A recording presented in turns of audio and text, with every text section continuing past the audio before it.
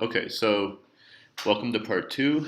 I was in the middle of discussing uh, the three tools that we needed to develop, hopefully simply enough that it won't overwhelm the 8 part-time project coordinators or the poor regional knowledge manager, uh, but will provide sufficient information for being able to report on the progress of the project. Now, I had said that the country database, which I'll show you the exact tool later, but I'm just going through the ideas here now. This is, I would say, you probably want to think about this as like 15 minutes a day, which might be a lot, but you don't want to come to the 6 month reporting time and sit around and say, what did I do? What did I do? What should I report on? How many trainings did actually did happen, etc. So if at the end of every day or at the beginning of a day, if you can open up the database and just fill in, okay, what happened yesterday, if anything happened. I mean, it's not required that something happens that you fill in there, but just if you check in every day and fill in, then when it comes time to report, you have it all right there. So I would say 15 minutes a day for the regional project, the part-time project coordinators or the country project people, and maybe 2 hours every once a year is more or less the time commitment we're trying to shoot for to develop sufficient M&E to report without overburdening with highly elaborate or complicated processes. I'm not going to talk much about the regional database since the country people don't have to report on that. But if the regional knowledge manager would like to talk with me more about that particular database, we can walk through that at a different time, or just contact me and we can talk about it. There's one other tool, I guess you could say, that needs to happen this summer, and this is for measuring the goals and the outcome levels. So, as a baseline and as an evaluation. So, at the beginning, at the end of every project, you have sort of an evaluation of the social change that has happened. Not just what did the project do, but what impact did the project have. So, the way that most donors like to do this now is to have a baseline and to also then have an end of project evaluation using the same techniques and then comparing baseline to evaluation. Hopefully that was review for most of you, but just to mention. So we had it for we had already have an annual encounter tool that we're going to use every December for the outcomes and outputs. So we modified that to so one annual encounter with a modified tool that would gather some professionals, the child protection professionals, their assessment of some of the outcome and goal level indicators that would change extremely slowly and really should only be measured at the end of the project. So we have four things that we would rely on for gathering information. Three of these would be done fairly frequently, at least once a year, or once a day, and then one which would only be done this summer, hopefully before July, and then at the end of the project, which is I think in 2018, if I remember correctly. Um, so this only happened twice, and I'll start with that one because this is the one that needs to happen first, and then I'll go through the other ones as needed. So now Judith reminded me that you all don't use the term annual encounter, but I think you sometimes say regional conference. But what I'm referring to is that point in time where you have 20 child protection professionals sitting around in a room together doing something. It doesn't have to be specifically for this, but you can use that space to do what you need for the M&E.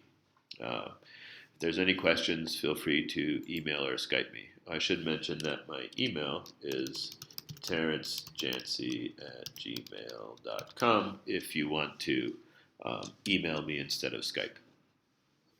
Now I'm looking for the tool. So this is I called it the simplified baseline, but it's not supposed to be a simplistic. Um, this document is intended to to provide information as a baseline that we can report on in July, and also at the end of the project. So whatever is the summer quarterly meeting in this year, and then also at the end of the project. Now, there's two pieces to this baseline. One is a survey that you hand out to all of the people that are in the room, and you have them fill it out, and then they turn it in. And you should probably create an Excel spreadsheet where you record their answers. So, for example, um, you know, question one, question two, question three, question four, and then respondent one, respondent two, and they answered two, one, three, two, etc. Um, and you create like a little spreadsheet here, and then you add up the averages and you report on the group. You don't have to report on individuals, but you're trying to get like a group average in terms of responses. So, for example, how many men and how many women? How many of the people participating were policy related? How many were direct service provision? How many were academics or training? Right. So what you're reporting on to the region is a summary of the responses for each of these questions. So I said the Excel spreadsheet is an easy way to do that. You're free to use SPSS if you like complicated things, but somehow you just want to get a summary of the survey piece. Now, the survey is obviously not generalizable to all child protection people in the entire country. That's not the purpose, but it's basically to get an insight into, for those who are in the room at the beginning of the project, who is there and what do they perceive? And then at the end of the project, who is there and what do they perceive? And just sort of compare the two. So there's different sections of the survey. So besides the demographics, there general infrastructure assessment. This goes back to related to the goal level. If you're very curious, each question I have a little footnote that says what the question is related to. You don't have to worry about that as a country program person, but when the regional people are compiling all of these 8 different reports together to present one report to the donor, it's going to help them track which indicator they're reporting on from which question. So you can see here, this question number 3 is related to indicator 1 and 2. Indicator 1 is the Austrian, and indicator 2 is the European Union, but they're basically the same thing. Let me just show you the spreadsheet, because I like to frustrate people by showing them log frames. But so this is the Austrian Development Corporation indicator, and then this is European Union one, and it's really around child protection infrastructure in the regions. So then you basically the people fill this out on their own. They circle which one they want. It's all very geared around this idea of somewhat negative, average, or somewhat positive, to different degrees. And so we're not asking people to get overly complicated here. But what we'd like to see is that at the end of the project, if they rated something like the number of people involved in the Child Protection Hub as being low, at the beginning of the project, maybe it moved up to somewhat below average. So there's at least some increase in the numbers. We don't have to make them count how many or whatever, but just what's their perception. And then also perceptions about the capacity of the child protection providers in your country. Low, somewhat below average, average, somewhat above average, high. And then perceptions about the general policy environment with respect to child protection and child protection advocacy, which are actually 2 different concepts. I understand that, but I combined them here because they were combined in the indicator. So, and then there's a section on project contributions to child protection infrastructure. So, how do obviously not there hasn't been a lot of work that's happened yet. But the project has been live for about a year, so let's just check in on it, right? So you wouldn't expect these to be very high right now, but you would like to see these high at the end of the project, right? So peer exchanges at the national level, peer exchanges at the regional level, mobilizing efforts around child protection issues nationally, mobilizing issues regionally, the existence of community practitioners nationally, the existence of regional community of practitioners. Now, and then active advocacy for change. These are just pieces of one of the indicators. If you look at the thing, it's indicator 1 and 2. So they would just kind of rate, is it common, is it occasional, is it rare, is it none? And then I would recommend that you just turn these into points, like 3 points for common, 2 points for occasional, 1 point if they say rare, 0 points if they say none. And you would report, what percentage of people rated, said number 3, or said common, what percentage said occasional, what percentage said rare, etc. You could actually create a score. I'm not going to complicate things. Just fill this out. um, then there's a section on the child protection network in the country. So, according to your perceptions, how close a connection do you feel? How close does the practitioner, the person who's in the room, how connected do they feel to the child protection network? Do they say, oh, there's one that exists, but I'm not really involved, so they feel pretty distant, right? Or they say, oh yeah, there's one that exists, and I'm really involved in it, and I feel really connected, right? So, one is, how close does this person feel to whatever network exists? And then 2, how active do they perceive this child protection network? So they might feel very distant, but they might say, "Oh, it's a very active network. It's doing all sorts of stuff. I'm just not really involved." Or they might say, "It's unlikely. If they're in the room, they're probably fairly involved, but I'm just saying what could be." So, activeness of the network versus how closely connected does the person feel.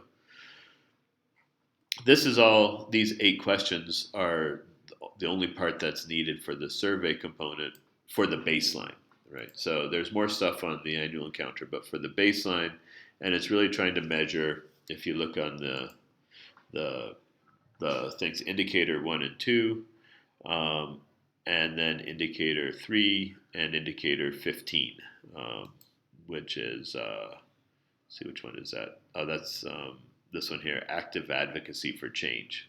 This one line here is related to one of the indicators. But so it's mostly for these high goal level child protection infrastructure, and then the network of professionals, the quality of the network. So it's relatively simple. I mean, I wouldn't necessarily bring everybody in the room just for this, but you would want to have them answer these according to their perceptions. Then the second portion is probably the one that would be more useful to you as a project manager and to the network of professionals, because they get to think about these things and maybe reflect on what they might do or might do differently. So basically, you basically get people together, and I had a couple recommendations here. If it's, I usually when I do these kind of things, I usually like to break people into small groups of about 4 people per group, and have them discuss each question, and then write on a flip chart 3 to 5 key observations. What this per theme per question. What this does is it forces people to be concise. So instead of writing like a huge narrative, they say, okay, what are 3 to 5 bullet points that, we talk first, blah, blah, blah, blah, blah, blah, blah. What do you think? What do I think? How do you think about things? And then say, okay, now that we've talked, what are 3 to 5 key points that we found interesting, interesting, challenging, questioning, whatever. You can leave it open-ended, but 3 to 5 of these, and then put them on a flip chart. If you have 20 people in the room and you break them up into 4, that's 5 flip charts, and then you come back in plenary and you sort of look at all the flip charts and you say, what do you guys see? Are there things all similar? Or are they all very different, right? Like, is everybody kind of saying the same thing, or is everybody all over the place? What are some key things that you would come away from if you compiled all the flip charts together from these observations? What's a sort of a meta observation you would see? So it's just a way of structuring a conversation among a group of people. You can do it however you want. And I'm just saying that's how I like to do it. But really, what you want to come away with is for the baseline, we're talking about the child protection infrastructure. So you would ask the first question is really how would you rate the quality of child protection infrastructure in your country for addressing child protection issues. Now, infrastructure could be things like the policy environment, the structures, the capacity, and the network. So, in other words, all the things they asked about in this quantitative or survey, they're supposed to talk about with each other. What do they think about it? And if they talk about it in a group, then they should come up with sort of like what are some of their observations. Um, and then the second one is more not for reporting onto the donors, but just to give some input into usefulness for the project managers. And that is asking them, okay, the project has been live for about a year. What suggestions do they have for improving the impact the project could have on the national child protection infrastructure? What ideas, what things might they add, what things should you emphasize? What things should you not do less of? So this is more for the project managers. This one, and it's really more, I would say, planning for the future. Planning for the future. And this is more for the baseline, and it is assessment of what is. So you should report on both, but this is you really if you have if you run this as a sort of small group back to plenary, this would probably to run through these two questions would probably take about an hour. Depends how much people like to talk. Somewhere between an hour to an hour and a half. So then, if you add in the maybe half an hour for explaining what the survey is and having people answer the survey and turning it back into you, talking about 2 hours roughly for the baseline. And as you had noted, this should be done during the summer quarterly meeting, and it's get 20 people in a room and talk about this.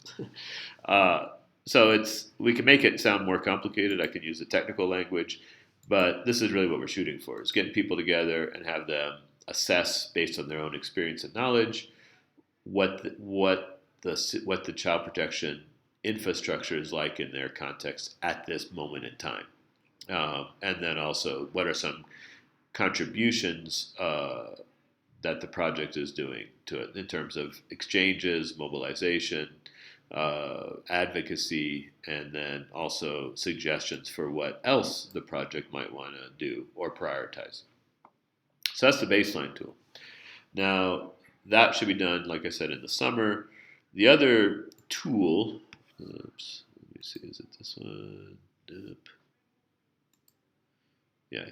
The other tool should be done in December or as close to the end of the year as a quarterly meeting is. It's still the same idea. It's a 20 people in a room or however many you can get in the room. It can be more than 20 if there's more than 20 involved.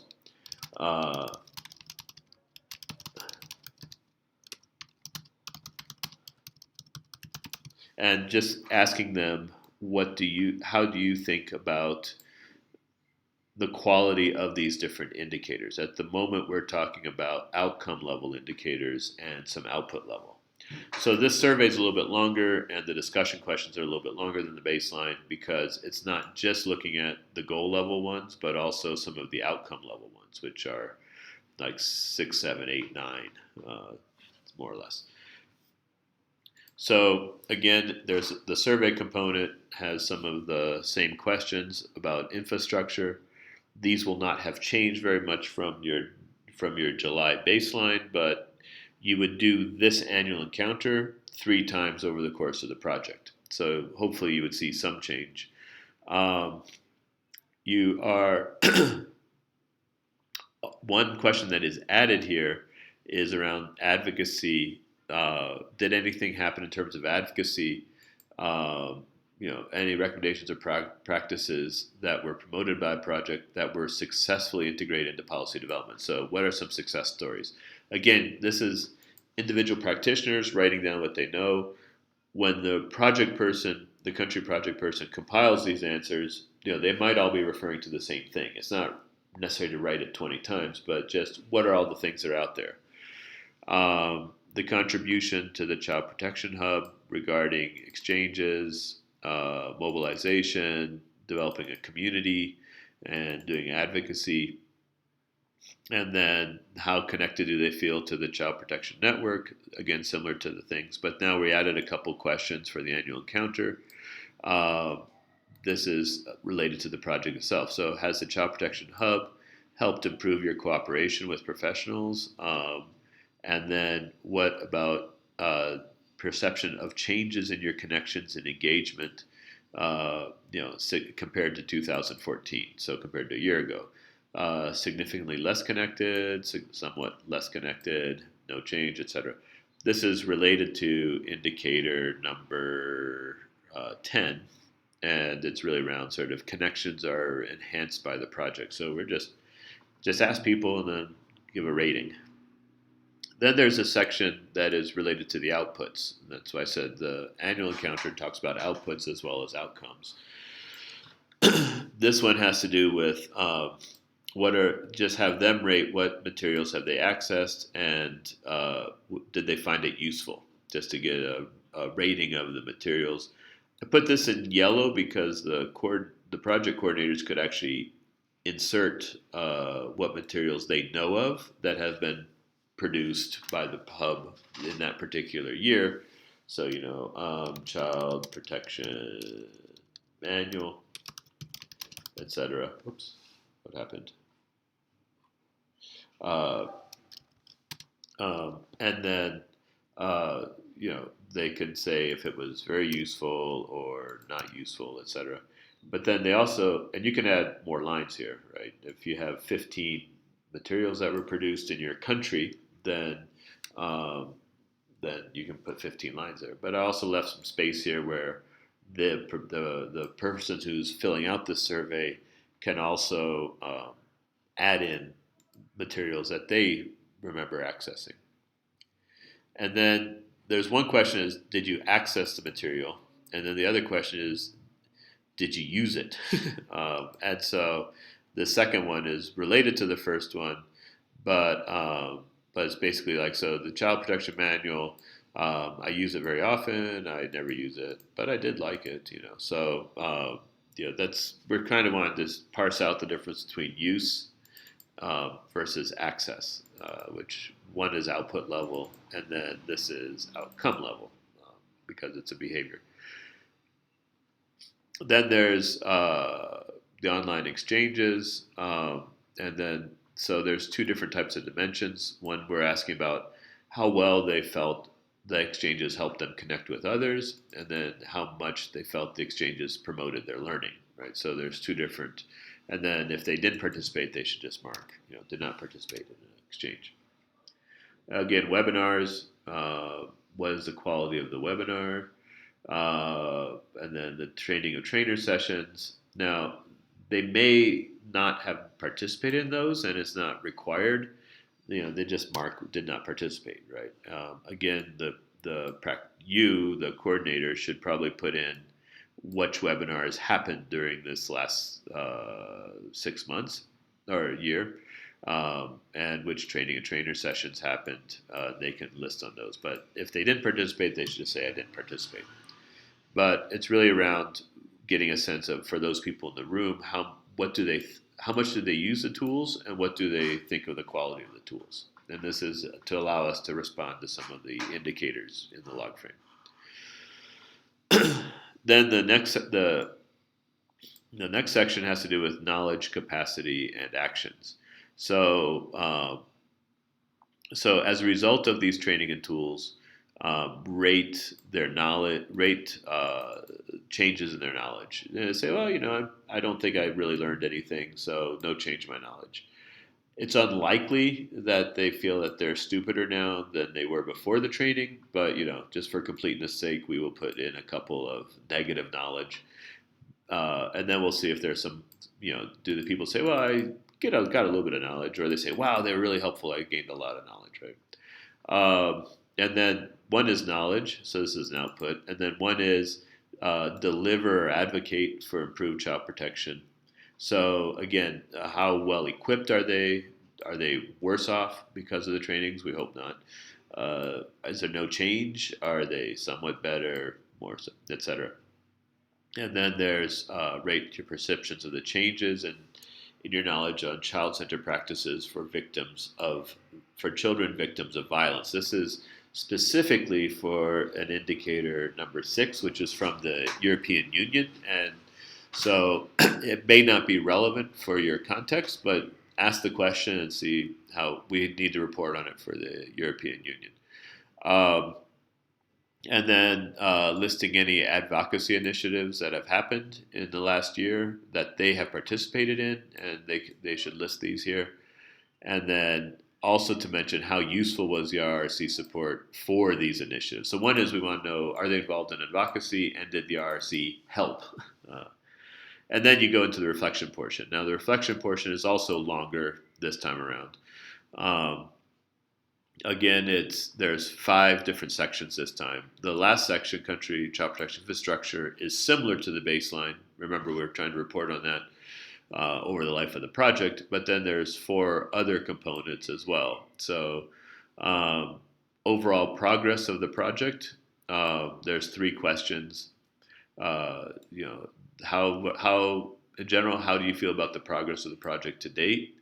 How relevant do you perceive the project in terms of your practice? And then what suggestions or modifications do you have for next year? Now, this one is a very useful one for the practitioners to be able to talk about, feel some investment in the project, give some guidance for what things to prioritize, etc.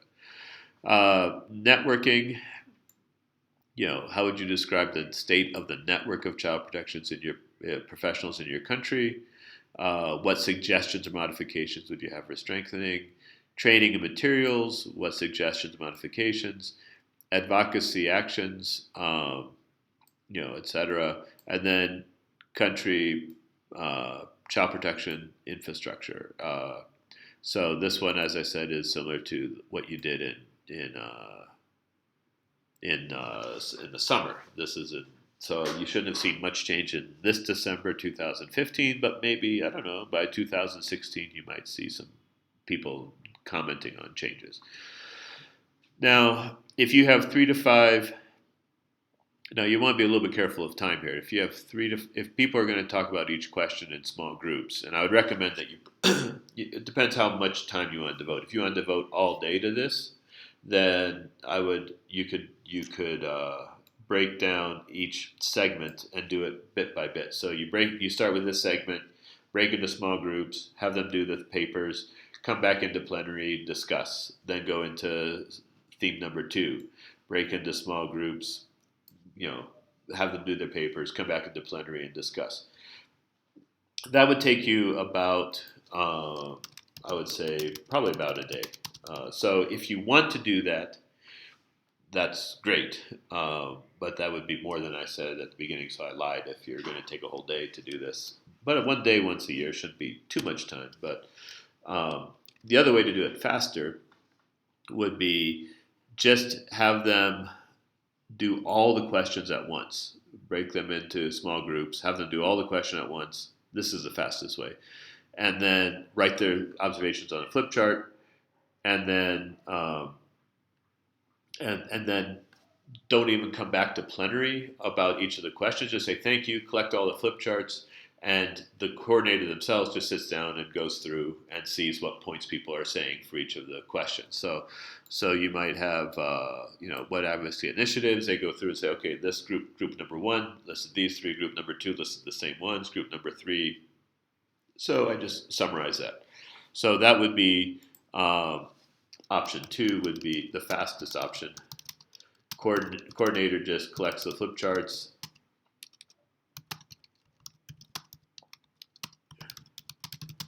and compiles their own summary. So that wouldn't take as long. It would probably be 2 hours worth of conversation time that the groups would have. They turn in their flip charts, and you say thank you. If you wanted to add a little tweak to that, you could have them come back into plenary briefly at the end of the 2 hours and say, okay, of all the suggestions and modifications for next year, what are the most important ones to share now, right? And then just have them suggestions which most important, and let them talk a little bit in plenary. But you would see all of the stuff on the flip chart. So that would take about 2 hours. So again, depending if you have all day, I would say do the more structured, because that gets a greater sense of ownership and awareness and participation and nuance, etc. If you don't have all day, then the fastest one is just give them these questions, have them talk for 2 hours, have them write 3 to 5 bullet points per each question, and then collect everything and say thank you. And then the coordinators have to do a little more work because they would have to pull those together. But reading across the flip charts, you can very quickly see a pattern, and you can compile your own sort of very quick bullet points for each one. So progress to date, you could be like 3 points here based on the flip charts, right, etc. So that would be the annual encounter tool. I hope you're still with me. Again, if you have questions on this, you can email me or you can email Judith. But the idea is that you would report on the survey in terms of what as a total for the group. The group, what percentage of people said A for this question, whatever please rate how well they equipped to advocate. You could say, well, 75% said much worse. 5% said somewhat, etc., etc. This is really how you should report on something like this. If you are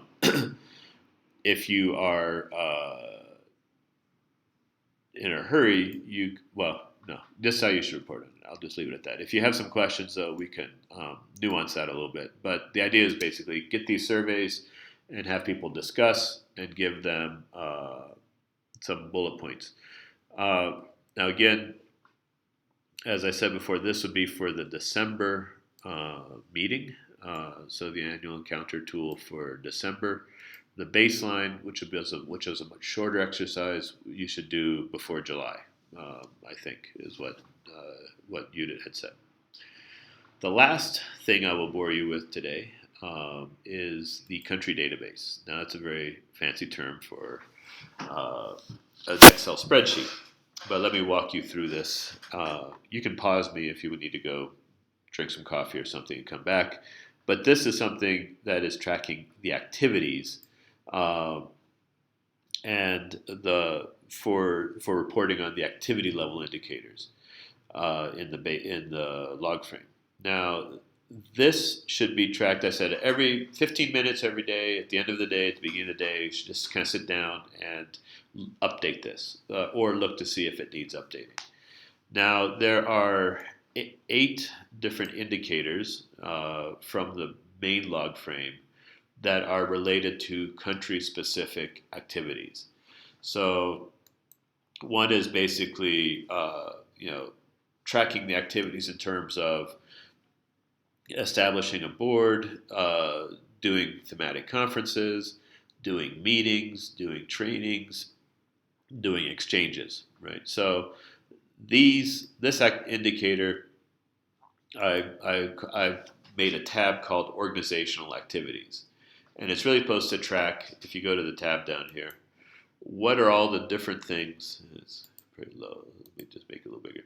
So, board. Okay, did you have a board meeting? What date? June 20th, 2015. We had a meeting. It was about how to organize ourselves. Who was facilitating? Me. Who was there? Number of attending, let's say 6 board members, and comments. It went really well. Best board ever. You can make a little comment like that. So the purpose of this is that, and you can add more lines if you have more than a few board meetings. You can add a bunch more lines, but the purpose of this is that you have a spreadsheet that is tracking all of your activities related to these different things, so that when it comes time to report, either monthly or on the semi-annual or on the annual report, you can very quickly go to this and say, oh, okay, we had 7 board meetings, average attendance of 15 people, and you have a bunch of comments over here that you can abstract to sort of talk about how things went. Then there's general meetings of the Child Protection Network. There's thematic conferences in country. There's exchanges. So what day? Maybe June 21st. You did an exchange. It was about exchanges on social service, ministry, work with children, right? I mean, exchanges. And then you say who was facilitating it was, Vesna. And there was 15 people involved, and you say, went well, but people got bored, right? Or something, just then there's the training of trainers. There's the annual encounter or the regional. I mean, I call this annual encounter. I guess there's the regional conferences. You can modify this, but the idea is that you would track these activities. Then there's another indicator that's around the number of tools or research reports or training materials that are adapted into localized formats. So it's basically stuff that has been adapted for your country context. So I made another tab over here called resources. Again, it's the same idea. Just every day, just check, do I need to add something here? So for example, is there a new resource? Child Protection Assessment Survey. Okay, what is that? Well, it's called a tool. Is it a tool, a research thing? Is it training materials? Is it a protocol or a policy? Is it a working paper? Is it related to sexual abuse? No. Okay, so this sexual abuse is again related to a specific European Union indicator. So they want to know specifically about what materials are being produced related to sexual abuse. Then you say what date, 6/20, and then you can say here, not a very good tool. Consultant wasn't very good. As a consultant, I feel I hear that a lot. Okay, so this is again. This should not it's best if you just look every day and just kind of check in. Okay, do I need to add anything to this, or is it okay? If it's okay, you don't have to add anything. And then the last tab is on things that relate to a participant database. So who are the people who are part of this child protection professional network? Who are active or involved? And so I created a little participant database here. And the idea was, okay, so the name of the person, so Vesna Boggs, contact email, Vesna Boggs at Yahoo. And then the phone contact, professional category, are they, NGO worker. And then were they active during this reporting period? So the reporting period reporting period number 1 is in July. Reporting period number 2 is the end of the year. So there's 3 years. So so this one would be yes, but then maybe in December they've stopped being active. And so did they participate in a training of trainer module as a TOT trainer? Yes, on 6/20. And then comments, very connected or something like that. So this is basically everybody who shows up at something, just get their names, put them in this database. And what we're trying to compile here is also get a sense of who is dropping in, who came in, halfway through, who has been from the very beginning, who started and then dropped out. We want to get a sense of like how many yeses are there per reporting period. right? And so we'd like to see by reporting period 6 that there's a really big extra set of group here that you would forces you to create new rows and continue to add more people here. Right? So that participant database is just a list of who are all the people that are part of this network, how active are they, and then did they do did they participate in a TOT module as a TOT trainer? Um, so this again is to track the activities and a few outputs. The outputs being the resources. Um, it's not intended to track the outcomes and the goals. That's what the annual encounter does. But the idea is what we're hoping is that between these three materials, if I can, sorry, between these three materials, the annual encounter and then the country database, you will be able to compile what you need. The third material is the regional database, which I said you don't have to worry about. That's the regional knowledge manager's problem, but it's a lot bigger and more complicated than your database. If you makes you feel better to know that. So between this annual encounter and then this keeping track of the activities, we hope we can generate enough information to be able to report to um, the donors every 6 months. Well, I think I'm running out of things to say. I'm sure that you probably will have questions, or if not now, then at the point when you're needing to write the report. As I said, I'm very happy to talk individually with people, either through Skype or through email. So feel free to contact me.